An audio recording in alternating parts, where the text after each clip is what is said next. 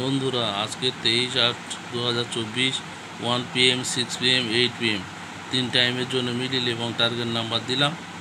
আপনারা এই middle target নাম্বারে টিকিট কাটবেন, আশা করি পুরস্কার পাবেন।